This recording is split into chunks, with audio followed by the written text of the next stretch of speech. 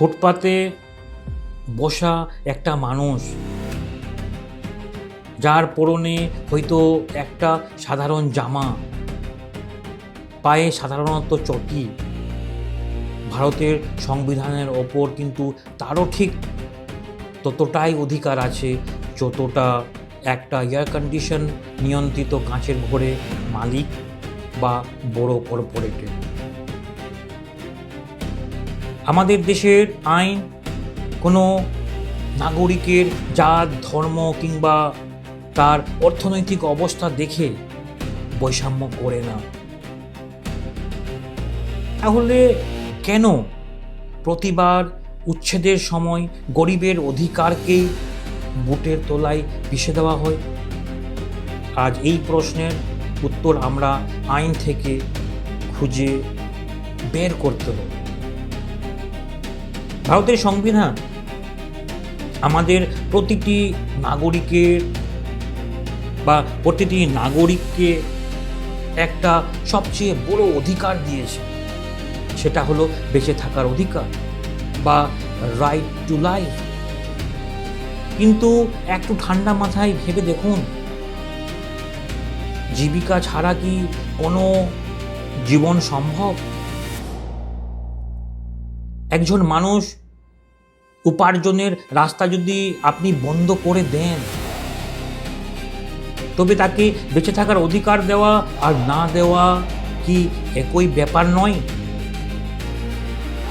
আমাদের দেশের সর্বোচ্চ আদালত অর্থাৎ সুপ্রিম কোর্ট বারবার এই সত্যিটি উচ্চারণ করেছেন যে জীবিকা ছাড়া জীবন সম্পূর্ণ অর্থহীন। আপনি কোনো মানুষকে তার রুজি থেকে বঞ্চিত করে বলতে পারেন না যে তাকে আপনি বেঁচে থাকার অধিকার দিয়েছেন। এটা শুধু আইন নয়, এটা প্রকৃতির নিয়ম।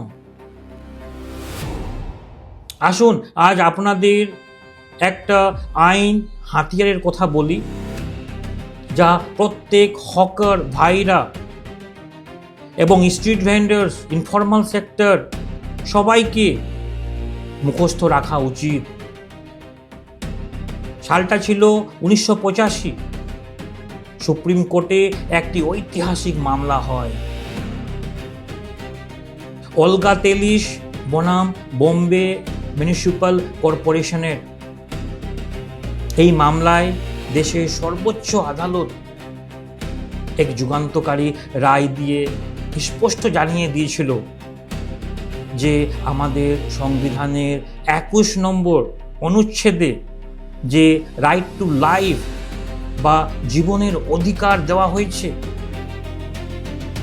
তার মধ্যে লুকিয়ে আছে রাইট টু লাইভলিহুড বা জীবিকার অধিকার। আদালত স্পষ্ট ভাষায় বলেছিল, কোনো মানুষকে যদি তার জীবিকা থেকে বঞ্চিত করা হয়, তবে তাকে প্রকান্তরে তার জীবন থেকে বঞ্চিত করা হলো। বোঝার চেষ্টা করুন। তাই আইনি এবং সম্পূর্ণ ন্যায্য প্রক্রিয়া, ডিউ প্রসেস অফ ল ছাড়া কোনো প্রশাসন, কোনো পৌরসভা বা পুলিশ কোনো দারিদ্র মানুষকে তার জীবিকা থেকে হুট করে তাড়িয়ে দিতে পারেন না। উচ্ছেদ করার আগে তাদের কথা শুনতে হবে, তাদের বিকল্প দিতে হবে। এটাই ভারতের আইন। ইনফর্মাল সেক্টর বা হকার ভাই ও বোনেরা, এই আইন আপনাদের সুরক্ষা কবচ। কিন্তু সমস্যা হলো ঠিক তথ্যের অভাবে আর আইনি জ্ঞানের অভাবে প্রশাসন প্রায় আপনাদের ভয় দেখায়। একা একা হয়তো আপনি দুর্বল, কিন্তু আপনাদের হাতে যখন সংবিধানের এই শক্তিশালী ধারাগুলো থাকে, তখন আমরা আর অসহায় নয়। এই সাংবিধানিক অধিকারী লড়াইয়ে আপনাদের আইন ঢাল হতে দিনরাত কাজ করে চলেছে আমাদের রাষ্ট্র বিকাশ কেন্দ্র ট্রাস্ট।